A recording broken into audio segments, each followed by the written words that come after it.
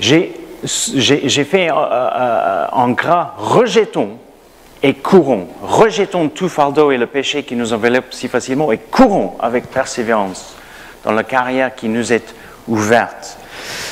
En Jean chapitre 5, Jésus passe par une piscine qui s'appelle la piscine de Bethesda. Il voit un homme qui est malade depuis 38 ans. Cet homme est couché sur son lit, allongé pendant 38 ans. Quelle souffrance déjà. Jésus lui voit, il demande « Est-ce que tu veux être guéri ?» Il donne une longue réponse et Jésus lui dit « Lève-toi, prends ton lit et marche. » Et si on compresse, c'est « Lève-toi et marche. » Lève-toi, dit Jésus, prends ton lit et marche. Et ici, dans ce texte en Hébreux 12, c'est « Rejetons les fardeaux et les péchés qui peuvent facilement nous envelopper et courons. » Gardons en tête quand Jésus parle avec cet homme malade à côté de la piscine de Bethesda, lui, il est déjà HS, il est allongé. Il a besoin de se lever et commencer à marcher. Courir tout de suite, ça sera brûler une étape importante. Lève-toi, prends ton lit et marche, dit Jésus à cet homme, Jean 5. Et là, en Hébreux 12, l'auteur des Hébreux, on ne sait pas qui a écrit cet épître d'Hébreux, mais on sait qu'il écrit aux croyants. Il écrit aux Juifs qui sont nés de nouveau. C'est pour ça que cet épître s'appelle les Hébreux. Il écrit aux Hébreux qui sont nés de nouveau, qui sont Juifs, mais ils ont placé leur foi en Jésus. Et eux, ils sont déjà debout dans un sens spirituel. Ils sont déjà en train de marcher dans les voies de Dieu. Ils suivent Jésus. Et l'auteur d'Hébreux dit « Rejette les fardeaux. » Le fardeau, ce n'est pas un péché. C'est peut-être les choses que nous portons, que nous ne devons pas porter. Rejetons les fardeaux. Et le péché, s'il y en a dans nos vies, rejetons le péché et courons. Courons avec persévérance. Courons avec persévérance. Dans un des paroles, on a entendu ce matin, il y avait la parole persévérance qui est revenue plusieurs fois. Ça m'a encouragé parce que c'est un aspect important de mon message ce matin. Courons avec persévérance. Les amis, Dieu, par le Saint-Esprit, est actif dans nos vies. Et il veut jouer un rôle actif dans nos vies. C'est pour ça, nos temps de prière, nos temps de jeûne et prière, nos temps de lire la parole de façon que nous nourrissons notre âme avec la vérité et la sagesse de Dieu, et nos moments où on est rassemblés comme ça ce matin, rassemblés dans le nom de Jésus, que ce soit dans un petit groupe de maison, que ce soit un petit groupe, réunion de prière, que ce soit avec quelques amis où on a un temps de prière ou partage, encouragement, que ce soit dans notre culte ensemble le dimanche matin, c'est des moments où on est ouvert à Dieu et qu'il nous parle par son Saint-Esprit. Et le Saint-Esprit, des fois, va nous apporter une parole d'encouragement, une parole qui va nous donner direction, peut-être une réponse à des questions que nous avons dans notre vie, ou peut-être on est tracassé par quelque chose et le Saint-Esprit va apporter une paix dans nos cœurs. Mais des fois, le Saint-Esprit va mettre son doigt sur quelque chose dans notre vie qui doit changer, qui doit être une modification dans notre vie à faire. Notre confiance en Dieu, notre confiance en Christ, notre foi en Jésus-Christ fait que Christ devient notre sauveur et on est purifié de tous nos péchés. 1 Jean 1, verset 9 dit « Si nous confessons nos péchés, il est fidèle et juste pour nous purifier de toute iniquité. » Donc quand on devient chrétien, on est déclaré juste, comme si on n'a jamais péché. C'est ça la justification, quand on parle de justification, déclaré juste, comme si on n'a jamais péché. Et ça, c'est quelque chose qui est clair pour nous en tant que chrétiens quand on lit les Écritures. Cela dit, au moment où on devient chrétien, au moment où on place notre foi en Dieu, on est né de nouveau. Et oui, comme l'apôtre Paul dit en 2 Corinthiens 5, on est une nouvelle création. Et c'est tout le symbolisme de notre baptême, je pointe là, parce que notre baptistère est là. On descend sous l'eau. Le baptême par immersion est fort dans son symbolisme. Le vieil homme qui est enseveli et le nouvel homme qui sort de l'eau, une renaissance spirituelle. Cela dit, à partir de ce moment-là, nous ne sommes pas parfaits et on n'est toujours pas parfaits. Et nous gardons des fois avec nous certaines mauvaises habitudes de notre passé. Bien que maintenant nous marchons dans la lumière et on est dans le royaume de Dieu, nous portons sur nos épaules et nous traînons derrière nous des choses de notre vie d'avant que nous ne devrions pas porter et tirer. Et quand j'en parle, je parle de connaissance de cause. J'avais 11 ans, je me souviens, c'était dans le salon à la maison où j'avais prié avec mon père, « Seigneur, je veux te donner ma vie. » Et à 13 ans, quand j'avais demandé le baptême, et c'était pas un rite, c'était pas un acte qui était juste, voilà, je suis le mouvement, parce que la famille est croyante. C'était quelque chose que j'avais vécu.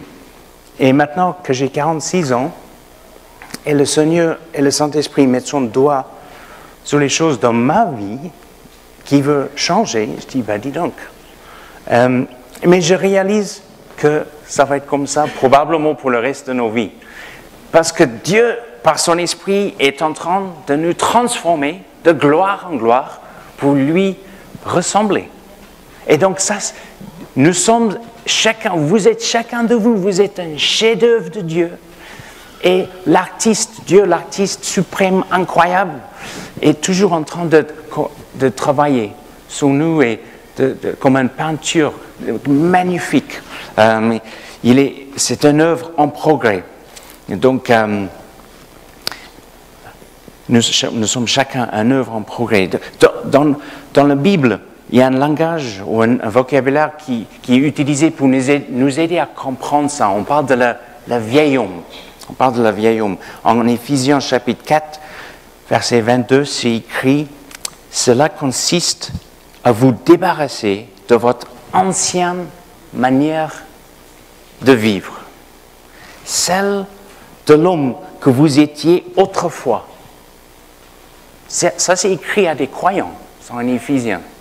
« Et qui se corrompait en suivant ses désirs trompeurs, à être renouvelé quant à votre esprit et votre intelligence, et à vous revêtir de l'homme nouveau. » Encore, l'image, il y a un parallèle avec notre baptême par immersion qui est assez fort. Débarrasser de votre ancienne manière de vivre, se revêtir avec de l'homme nouveau, créé conformément à la pensée de Dieu, pour être juste et saint, conformément à la vérité. J'ai une mauvaise nouvelle pour vous, mais heureusement, j'ai aussi une bonne nouvelle pour vous. La mauvaise nouvelle est que nous ne pouvons pas le faire tout seul. On peut prendre plein de bonnes résolutions. Et il y a des gens qui, quand ils prennent des décisions, même s'ils ne sont pas croyants, ils vont jusqu'au bout. Quelqu'un qui dit « je veux plus boire d'alcool, ou je veux plus fumer, ou je veux plus ci, ou je veux plus... » Il y a des non-croyants, je connais des non-croyants, ils ont pris une décision et boum, ils ont pris acte.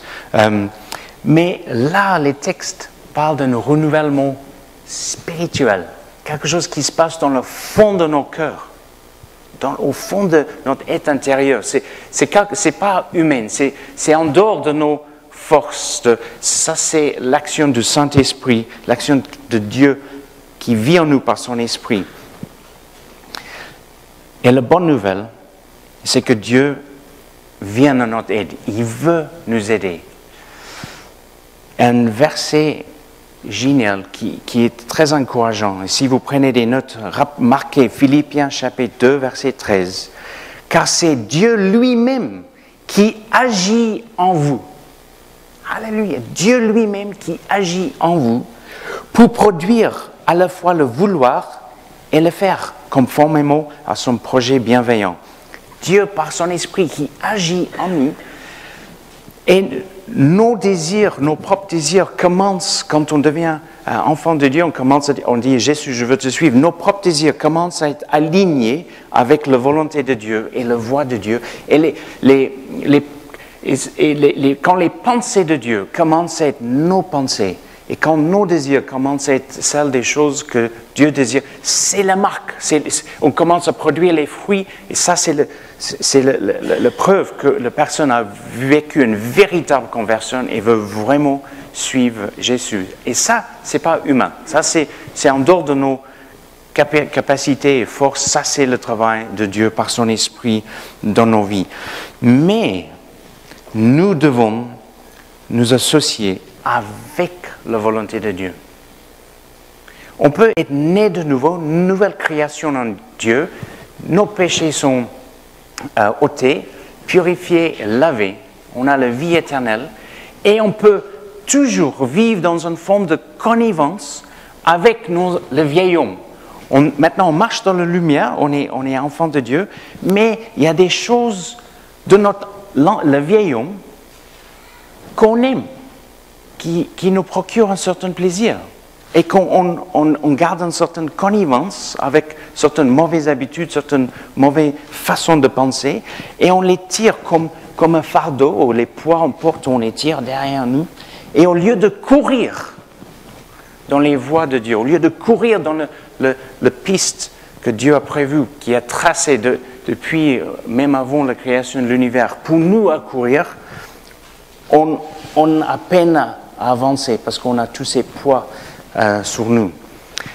Lève-toi et marche, Jésus a dit à un homme qui était à chaise, mais à ceux qui sont debout et qui commencent à marcher, rejetons tout fardeau et péché qui nous enveloppe si facilement et courons avec persévérance.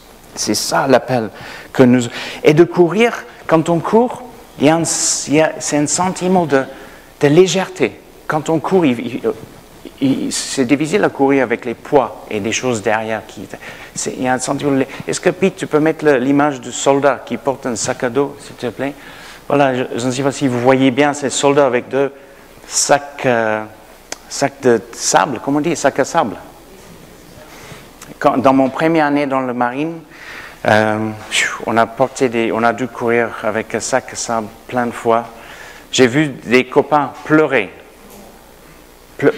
Parce que ça peut, quand l'instructeur physique lâche pas, et on doit après marcher comme ça avec le sac sur le ventre, après faire tout tas de choses. Et c'est lourd. Un sac à sable, c'est lourd. Après, on a mal à l'épaule. C'est lourd. Mais dans un sens émotionnel, dans un sens spirituel, des fois, nous portons les choses dans notre vie Est-ce que ça vous arrive de rencontrer quelqu'un en ville où vous voyez quelqu'un et juste dans le visage, vous voyez, ils sont accablés par les choses. Il n'y a pas de poids physique, et c'est des poids dans le cœur qu'ils portent. Rejetons tout fardeau et péché qui nous enveloppe si facilement et courons avec persévérance. Les amis, pour faire cela, nous devons associer notre volonté avec la volonté de Dieu. C'est de dire, comme dans le Notre Père, que ton règne vienne, que ta volonté soit faite, sur la terre comme dans les cieux. Comme dans les cieux. Dans les cieux, Dieu règne parfaitement. Alors que ton règne vient dans ma vie. Je connais le témoignage, vous avez sans doute entendu plein de fois ce genre de témoignage. Vous avez probablement vécu vous-même. Le témoignage d'un proche à moi, qui, après sa conversion, la personne a dit, mais j'ai prié, j'ai dit, ok Jésus, je te donne ma vie, je mets ma foi en toi, pardonne-moi de mes péchés. Et quelque chose qui s'est passé à partir de ce moment, j'ai commencé à avoir envie de lire la Bible. J'avais commencé à lire, et plus que je lisais, plus que j'avais envie de lire davantage, pour découvrir, parce qu'il y a un désir maintenant à découvrir les pensées de Dieu, découvrir la sagesse de Dieu, découvrir les voies de Dieu, le plan de Dieu qui se révèle à travers les Écritures. Et du coup, j'ai commencé à sentir mal à l'aise. Quand je prononçais un gros mot, j'avais l'habitude de dire des gros mots assez facilement. Et après, la personne dit, je disais un gros mot, et personne n'avait dit, et c'est pas bien maintenant, tu es chrétien, il ne faut pas dire les gros mots. Ça, c'est l'approche moralisateur. C'est-à-dire, voilà, un chrétien, il ne fait pas ça, toc, toc, toc, toc, fait pas ça, et on fait ça, toc, toc, toc, toc, toc. Ça, c'est pas l'évangile. L'évangile, c'est le foi, Christ qui est mort sur la croix pour nos péchés, ressuscité le troisième jour. Il a pris sur lui nos péchés. On place notre foi en lui, on demande pardon de nos péchés, mais il y a aussi une repentance. Repentance, c'est un changement de vie. Il y a une repentance de dire, ok, maintenant, je te suis. Et le Saint-Esprit commence à nous changer. C'est pour ça que je n'aime pas dire quelqu'un qui... je parlais avec quelqu'un qui a donné sa vie à Jésus et qui disait des gros mots. Moi, je ne vais pas lui dire, s'il te plaît, ne dis pas les gros mots. Je vais lui encourager, par contre, à dire que ton règne vient dans ma vie. Viens, Saint-Esprit, que ton règne vienne et vois le Saint-Esprit faire un changement du fond lui-même, au lieu que ce soit juste, ok, Tim est là, je ne vais pas dire de gros mots, moi, dès que je sors, je vais peut-être dire, ouais, c'est une chose à plaire aux hommes, c'est une autre chose de plaire à Dieu. Okay, c'est juste un exemple, il y a plein d'autres choses comme ça. Donc il y a deux pas importants. Le premier pas, nous invitons Dieu de rentrer dans notre vie. Apocalypse 3, 20. Je tiens à la porte et je frappe. Si quelqu'un entend ma voix et ouvre la porte, je rentrerai et je souperai avec lui. Une image de communion. On invite Dieu de rentrer dans notre vie. J'ouvre la porte. Si notre vie est comme une maison, j'ouvre la porte, rentrez. Après, nous faisons de la place pour Dieu, nous l'accueillons. Viens, Mikasa, Sikasa, comment dit-on? Ma maison est... Ma vie est à toi. On peut dire, Dieu reste au salon. Le salon est propre, c'est bien rangé. Surtout pas, on ne veut pas que tu rentres dans le reste de la maison. Reste dans le salon. Non, il a donné à Dieu libre accès, complet accès à nos vies. C'est-à-dire, il faut être intentionnel. Nous associons notre volonté avec celle de Dieu. Je me souviens, Cathy a prêché un mini-message sur ce sujet.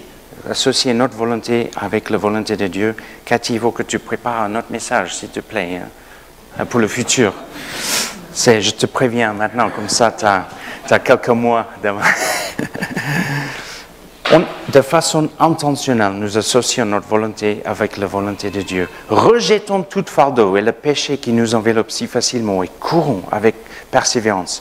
Donc, le témoignage personnel que je voudrais vous donner, excusez-moi si je vous ai déjà donné ces témoignages, mais c'est quelque chose que le Seigneur a fait dans ma vie qui peut-être peut être un encouragement pour vous, mais comme j'avais déjà raconté il y a quelques semaines, comment je me suis réveillé tôt le matin et le cri de mon cœur était « Père, je voudrais que ma vie compte pour toi ». Et après, le Saint-Esprit m'a pris au sérieux et au lieu de télécharger une onction, l'onction d'Élie ou Élisée ou quelque chose que je voulais, le Saint-Esprit a dit « Je voudrais que mon ordre vienne dans ta vie, plus de mon ordre. Ma volonté, mon règne vient dans ta vie. » Et il y a des choses à revoir, Tim. Je dis, okay, j'y m'y attendais pas. Mais après, j'ai dit, ma prière a changé. C'était pas que ça a changé, j'avais une nouvelle prière qui était plus de toi et moi de moi. Il faut que je diminue et tu grandis dans ma vie. Plus de place. Je veux faire plus de place pour toi. Élargir l'espace de vos temps. On veut élargir l'espace de nos vies pour toi et ton règne dans ma vie.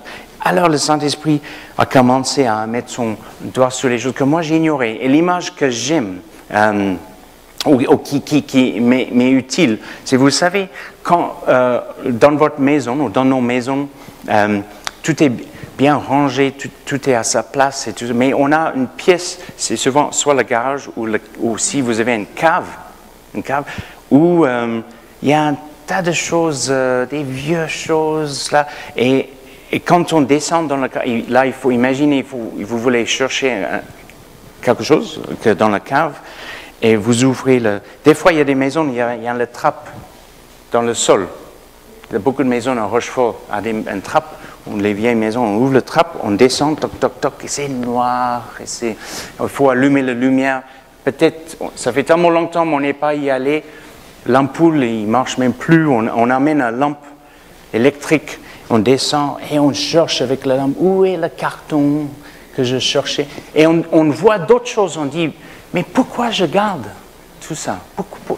Pourquoi je garde? Je vais jamais, ça fait 10 ans, 12 ans, 15 ans, 20 ans, j'ai des affaires ici, je ne vais jamais utiliser ça, ça collecte le poussière. Et moi, j'avais le sentiment, ou la conviction que le Saint-Esprit voulait dire, Tim, il y a une partie dans ta vie où il y a des choses à prendre et à jeter. Et moi, je vais t'aider. Et comme j'avais fait cette prière, voilà, que tu augmentes et moi je diminue, fais ce que tu veux faire dans ma vie, j'avais comme le Saint-Esprit venait et avec sa lumière me montrait des choses. Et donc j'ai amené un petit carton. Donc juste imaginons, le Saint-Esprit me dit, voilà Tim, dans ce carton. Et j'ouvre le carton, je dis, oula, j'avais même pas remarqué qu'il y a toujours ça dans ma vie. Et le Saint-Esprit dit, ok Tim, maintenant tu jettes. Parce que tu vas mieux courir, tu vas beaucoup mieux courir si tu prends ça et tu jettes. Alors, je vais vous lire une petite liste des choses que ça pourrait être. Pour nous. Parce que peut-être, on peut dire, mais moi je ne vole pas de voiture, je ne vole pas. D'ailleurs, je dis la vérité, j'essaie d'être généreux, je respecte les lois, etc. Ça c'est bien, mais le Saint-Esprit, en tout cas pour moi, il voulait aller dans les choses beaucoup plus profondes, les choses qui étaient enfoncées un petit peu. Et des fois, les choses que Dieu veut que nous montrer et que nous jetons, c'est des vieilles manières de penser. Des fois, quand on parle d'un esprit, quand je parle d'un esprit, ce n'est pas dans le sens un esprit démoniaque, je parle d'une façon à penser qui est cyclique, où quelque chose se passe dans notre vie et c'est comme ça déclenche une façon à réagir, ça déclenche une façon à penser. Donc pour certaines personnes, le carton, le contenu dans le carton, ça peut être un esprit d'apitoiement sur soi. Pour certaines personnes, c'est un esprit d'amertume.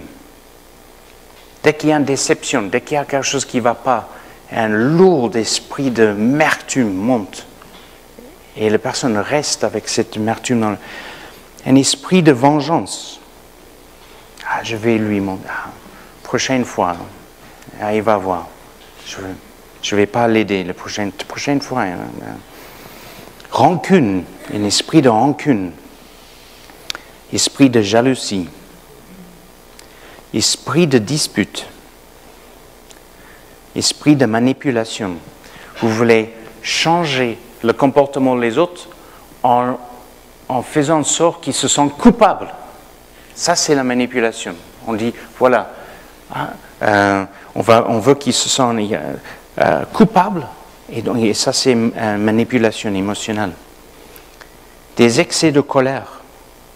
Quelque chose qui se passe, ça déclenche. Waouh, qu'est-ce que tu fais? Une explosion, excès de colère. La convoitise des biens des autres ou la convoitise de la chair. Les insécurités, au lieu juste de faire confiance à Dieu. La peur des hommes, la peur de ce que les hommes vont penser ou dire. La moquerie des autres. L'orgueil. Et je m'arrête là. Permettez que le Saint-Esprit ait un libre accès dans nos vies et qu'il, avec sa lumière, qui nous montre les choses que nous devons rejeter. Rejetons les fardeaux et les péchés qui nous enveloppent et courons avec persévérance. On court avec cette légèreté, avec cette joie. Dieu est un Dieu de ordre. Et quand il commence à mettre l'ordre dans nos vies, c'est comme l'image de les corps célestes. Pete, tu peux mettre l'image, s'il te plaît, avec l'espace. J'aime bien regarder ces images de l'espace. Psaume 147, il compte le nombre des étoiles. Il leur donne à toutes des noms. C'est Dieu qui a mis chaque étoile à leur place. On ne sait même pas compter combien d'étoiles il y a tellement, dans toutes les galaxies, il y a tellement. Les planètes, chacun exactement à leur place. Le Soleil exactement à leur place. La taille, tout exactement à leur place. Dieu a créé, en Hébreux 11, c'est écrit, nous croyons par la foi que Dieu a créé l'univers. Il a tiré l'univers de sorte que ce qui est visible était tiré de l'invisible et il a créé l'univers de façon harmonieuse. Quand nous permettons à Dieu à mettre son ordre dans nos vies, c'est-à-dire que Dieu met chaque chose à sa place. Il y a une harmonie qui vient dans notre vie. Une harmonie. Et il y a un équilibre, il y a une joie et on peut courir avec légèreté. Mais le Saint-Esprit est aussi comme un feu ardent. En le même chapitre, Hébreux 12, 28, c'est écrit « Notre Dieu est un feu consumant. » Et un feu consumant. Vous savez, le feu a aussi un effet, il peut avoir un effet destructeur, c'est vrai. Quand on brûle quelque chose, après il n'y a que des cendres. Mais le feu a aussi un effet purificateur. Dans le temps, quand il y avait une grande épidémie d'une maladie contagieuse, on prenait et quand les gens mouraient de cette infection, on prenait les draps dans les hôpitaux, ils prenaient les draps, les couvertures, leurs vêtements et tout ça pour empêcher que cette maladie se propage et on brûlait tout ça pour tuer les microbes et les bactéries et les virus et tout ça. Et même aujourd'hui dans nos hôpitaux modernes, tous les déchets des hôpitaux sont brûlés, sont incinérés dans un incinérateur. Il y a quelque chose qui purifie. Vous savez, quand Jonas a rébellé contre la volonté de Dieu, Jonas va à Ninive, prêche que s'il n'y a pas de repentance dans cette ville, je vais détruire cette ville. C'était déjà une image, une forme de message de fin des temps. En avance, une image prophétique. S'il n'y a pas de repentance dans cette ville, je vais détruire la ville. Et Jonas ne voulait pas. Il se rebelle contre la volonté de Dieu. Il prend le bateau pour aller dans l'autre direction à Joppa. Et il dort. Et malgré la tempête. Et vous connaissez l'histoire quand finalement on jette Jonas à la mer. Il est avalé par le poisson qui lui garde en vie. C'est important de tenir ça en compte. Malina m'a lu un article récemment qu'elle a trouvé d'un plongeur en Afrique du Sud qui était avalé par une baleine et qui l'a recraché aussitôt. Et aucune blessure. Incroyable. Enfin, bon, bref, et Jonas a dû jeûner pendant 3 jours, un jeûne forcé. Il ne voulait pas. Pendant 3 jours, il a prié et jeûné, 3 jours, 3 nuits. Dieu aurait pu dire, tu as rébellé contre moi, là, je vais te montrer. Paf, je vais te faire croquer ou punir. Non, le poisson était un moment de salut pour Jonah, dans le sens que c'était un moment difficile, dur, mais c'était un moment de prière et de repentance. Jonah change de cœur, d'attitude dans ces moments de difficulté, et quand il sort le ventre du poisson, il fait la volonté de Dieu. Il dit, ok, des fois, les moments difficiles dans notre vie, des fois les moments où on sent on est là où on ne veut pas être. On est dans un sens dans le ventre du baleine. Et c'est dans les moments difficiles, c'est aussi les moments purificateurs. C'est comme le feu du Saint-Esprit. Et tout ce qui ne compte pas commence à disparaître. Les choses qui n'ont pas de valeur, les choses qui nous tracassent et finalement sont de très peu d'importance. On fait la part des choses entre la volonté de Dieu et tout le reste. Et des fois, ces moments, Dieu sert des moments de difficulté comme des moments de purification. C'est des moments de feu un peu, et pour nous purifier. Quand Jonah, quand il a prêché, les amis, est-ce que toute la ville de Ninive, même le roi a appelé une jeûne pour toute la ville. Ils ont même couvert les animaux avec des sacs. C'était un jeûne, parce que je pense que Jonah a probablement prêché comme il n'a jamais prêché avant. Il venait de sortir le ventre de ce poisson avec une repentance profonde et un désir de faire la volonté de Dieu. Il a dû prêcher avec une conviction. Il y avait juste l'onction du Saint-Esprit. Enfin bon, bref. Et là, je me rappelle, Eric a prêché un message sur Jonah il y a longtemps, qui était un super message. Eric, aussi pour toi, il faut que tu prépares un autre message pour nous dans les mois à venir. Le Saint-Esprit comme un feu ardent.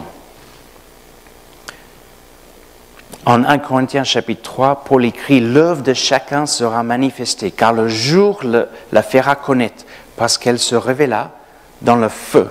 Et le feu éprouvera ce qui est l'œuvre de chacun. » Nos œuvres, faites de l'or, d'argent ou de paille, nos motivations avec lesquelles on avait, quand on a fait des choses pour le Seigneur, tout ça va être révélé à un moment par le jugement futur de Dieu. Et le feu va révéler si c'est de l'or ou pas.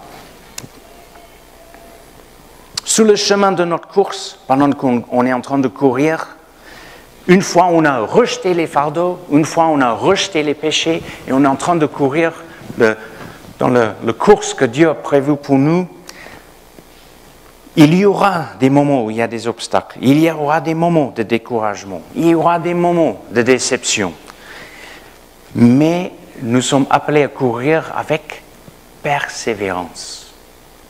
Justement, c'est pour cela qu'on est appelé à courir avec persévérance, parce qu'il y aura des moments de déception et de découragement. Alors je termine ce message avec un texte, si vous voulez le noter. 2 Corinthiens, chapitre 4, pardon, oui, 2 Corinthiens, j'espère que c'est chapitre 4, je n'ai pas noté le chapitre, pardon, je n'ai pas noté le chapitre, mais c'est en 2 Corinthiens, Paul dit les choses suivantes. Et voici comment. Si vous voulez écouter, ou si vous voulez écouter en fermant vos yeux, comme vous voulez, mais écoutez bien, c'est très fort. Voici comment nous nous recommandons nous-mêmes en toutes choses comme serviteurs de Dieu. C'est en vivant avec une persévérance sans faille. Dans les détresses et les privations, les angoisses, Paul a eu des angoisses. Dans les coups, les prisons, les émeutes, dans les fatigues, les veilles, les jeûnes, c'est par la pureté, par la connaissance, par la patience, par la bonté, par l'Esprit Saint, par l'amour sans feinte, par la parole de vérité, par la puissance de Dieu. C'est par les larmes de la justice, offensive ou défensive, qu'on nous honore ou qu'on nous méprise, que l'on dise de nous du mal ou du bien. Et encore, on nous prend pour des imposteurs, mais nous disons la vérité. On nous prend pour les inconnus, et pourtant, on nous connaît bien. On nous prend pour les mourants, et voici, nous sommes toujours en vie. On nous prend pour les condamnés, mais nous ne sommes pas exécutés. On nous croit affligés, et nous sommes toujours joyeux. Alléluia. Pauvres, et nous faisons beaucoup de riches. Dépourvus de tout, alors que tout nous appartient.